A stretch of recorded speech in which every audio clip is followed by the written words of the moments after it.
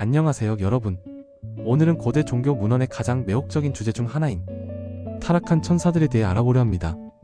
한국계 여교수 엔젤라 킴 하킨스의 학술서 타락한 천사들 전통의 기원을 바탕으로 이스라엘 제2성전 시대, 즉 기원전 516년부터 기원 후 70년에 발전한 타락한 천사들의 전통과 그 영향력에 대해 탐구해 보겠습니다. 여러분은 루시퍼나 사탄의 이야기를 들어본 적이 있으실 겁니다. 하지만 타락한 천사들의 원래 이야기가 어디서 시작되었는지, 그리고 그것이 어떻게 유대교와 기독교 전통에 깊은 영향을 미쳤는지 아시나요? 오늘 영상에서는 그 흥미로운 여정을 함께 따라가 보겠습니다. 1. 타락한 천사들 전통의 기원.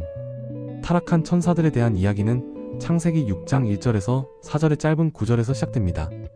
사람이 땅 위에 번성하기 시작할 때 그들에게서 딸들이 태어나니 하나님의 아들들이 사람의 딸들의 아름다움을 보고 자기들이 택한 모든 자를 아내로 삼는지라. 그때 땅에는 네피림이 있었고. 이 짧은 구절은 많은 질문을 남깁니다. 하나님의 아들들은 누구였을까요? 네피림은 무엇이었을까요? 이 모호한 이야기는 제2성전 시대 기원전 516년부터 기원 후 70년의 유대 문헌에서 광범위하게 발전되었습니다. 2. 에녹서에서의 타락한 천사들. 타락한 천사들에 대한 가장 상세한 설명은 에녹서, 특히 1에녹에서 찾아볼 수 있습니다. 에녹서는 정경에는 포함되지 않았지만 제2성전 시대와 초기 기독교에서 중요하게 여겨진 문헌입니다. 에녹서에 따르면 세미야자가 이끄는 200명의 천사들이 인간 여성들과의 결합을 위해 맹세를 하고 지상으로 내려왔습니다. 그들은 인간 여성들과 결혼하여 네피림이라 불리는 거인들을 낳았습니다.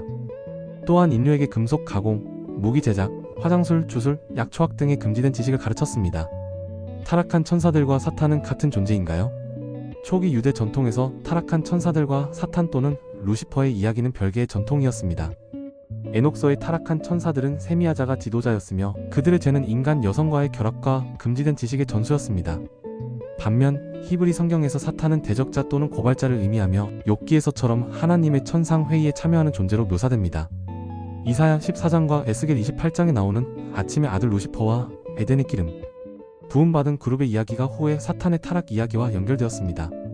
이 두 전통은 초기 기독교 시대에 점차 융합되어 오늘날 우리가 알고 있는 사탄의 반란이라는 더 통합된 이야기로 발전했습니다.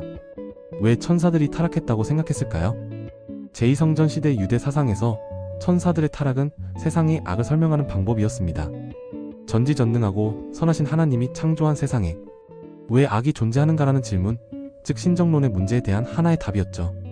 이 설명에 따르면 악은 인간의 선택만이 아니라 천상 존재들의 반란에서도 기원했습니다.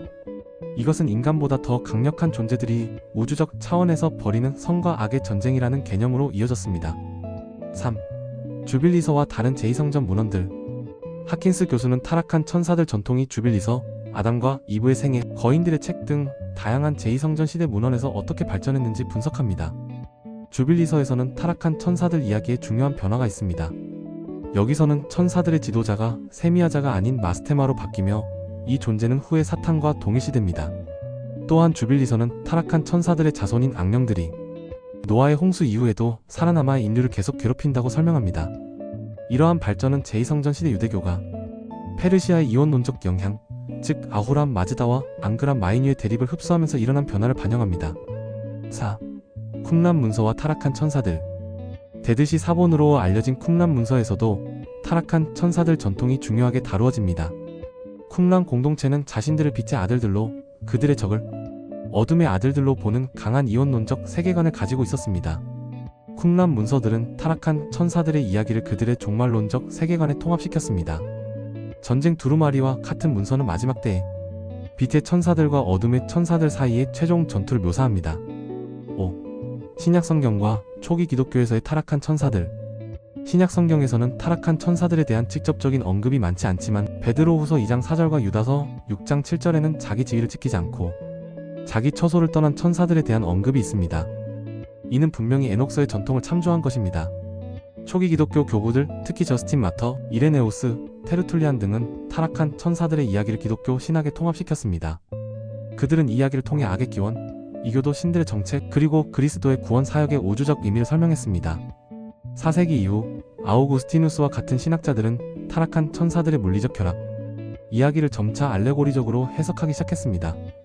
이는 당시 발전하던 천사론, 즉 천사에 관한 교리에서 천사들이 육체가 없는 순수한 영적 존재라는 개념과 충돌했기 때문입니다. 6. 타락한 천사들 전통의 문학적, 신학적 중요성. 하킨스의 연구는 타락한 천사들의 전통이 단순한 신화적 이야기를 넘어서는 깊은 의미를 지니고 있음을 보여줍니다.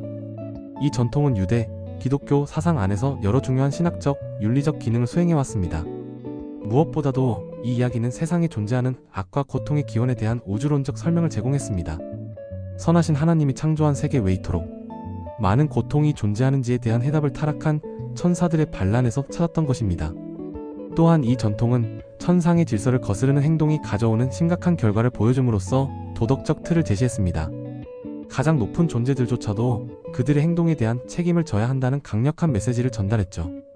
동시에 타락한 천사들의 이야기는 비록 지금은 악이 세상에 만연하더라도 종말에는 이 악의 근원이 궁극적으로 심판받고 제거될 것이라는 묵시적 희망을 제공했습니다. 특히 주목할 만한 점은 이 전통이 고대 유대 공동체에게 문화적 정체성을 형성하는 데 중요한 역할을 했다는 것입니다. 그들은 타락한 천사들의 이야기를 통해 주변의 이교도 문화와 구별되는 자신들만의 세계관을 구축할 수 있었습니다. 이 이야기는 그들이 직면한 외부 문화와 종교적 압력 속에서도 독특한 정체성을 유지할 수 있게 해주었습니다. 하킨스는 타락한 천사들의 전통이 후대의 신학적 발전에도 지대한 영향을 미쳤다고 강조합니다. 천사론, 악마론, 종말론과 같은 중요한 신학적 영역들이 이 전통의 영향 아래 형성되었으며, 더 나아가 기독교가 로마 제국으로 확산되는 과정에서 이 전통은 이교도 신화를 재해석하고 기독교적 관점에서 이해할 수 있는 중요한 틀을 제공했습니다. 그리스, 로마 세계의 다신교적 요소들이 타락한 천사들의 이야기를 통해 기독교 세계관 안에서 새롭게 해석될 수 있었던 것입니다. 8. 타락한 천사들 전통의 현대적 해석. 오늘날 학계에서는 타락한 천사들의 전통을 다양한 관점에서 해석하는 시도가 이루어지고 있습니다. 먼저 신화적 해석에 주목하는 학자들은 이 이야기가 고대 근동 신화, 특히 그리스 신화에 등장하는 티탄의 반란과 상당한 유사성을 가진다고 지적합니다. 그들은 문화 간 교류를 통해 이러한 신화적 모티프가 유대 전통에 흡수되고 재해석되었을 가능성을 탐구합니다. 또 다른 중요한 관점은 사회, 역사적 해석입니다. 이 접근법을 취하는 학자들은 타락한 천사들의 이야기가 제2성전 시대 유대 사회가 경험한 정치적, 사회적 갈등을 반영하고 있다고 봅니다. 특히 헬레니즘 문화 유입과 마카비, 반란 같은 역사적 사건들이 이 전통의 발전에 영향을 미쳤을 것이라고 주장합니다. 그들에게 타락한 천사들의 이야기는 당시 유대인들이 외부 세력에 의한 문화적, 종교적 위협을 이해하고 해석하는 방식이었습니다. 심리학적 해석을 제시하는 학자들은 한 걸음 더 나아가 이 이야기가 인간 내면에 존재하는 선과 악의 갈등을 외부 존재들로 투사한 것으로 이해합니다.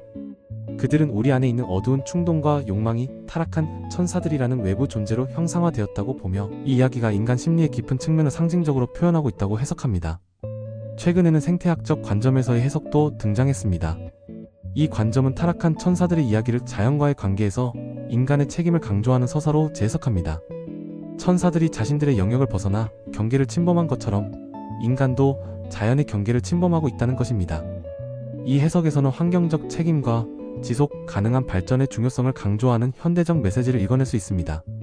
하킨스는 이렇게 다양한 관점들이 서로 배타적이지 않으며 오히려 상호 보완적이라고 주장합니다. 그녀의 연구에 따르면 이 다양한 해석들은 타락한 천사들 전통이 가진 풍부한 의미와 타층적 성격을 이해하는 데 모두 중요한 기여를 합니다. 결국 수천 년에 걸쳐 발전해온 이 복잡한 전통은 단일한 관점으로 한원될 수 없으며, 다양한 해석적 렌즈를 통해 바라볼 때 그 진정한 깊이와 의미를 발견할 수 있다는 것입니다. 9. 결론. 하킨스의 타락한 천사들 전통의 기원은 유대, 기독교 전통에서 타락한 천사들 이야기의 발전과 영향을 종합적으로 분석한 중요한 연구입니다. 타락한 천사들의 이야기는 수천 년이 지난 오늘날에도 여전히 우리의 상상력을 자극하고 우리가 직면한 윤리적, 존재론적 질문들에 대한 깊은 통찰을 제공합니다. 여러분은 어떻게 생각하시나요? 타락한 천사 이야기는 단순한 신화일까요? 아니면 인간의 본성을 반영한 깊은 상징일까요? 구독과 좋아요 부탁드리며 댓글로 여러분의 생각을 나눠주세요. 시청해주셔서 감사합니다.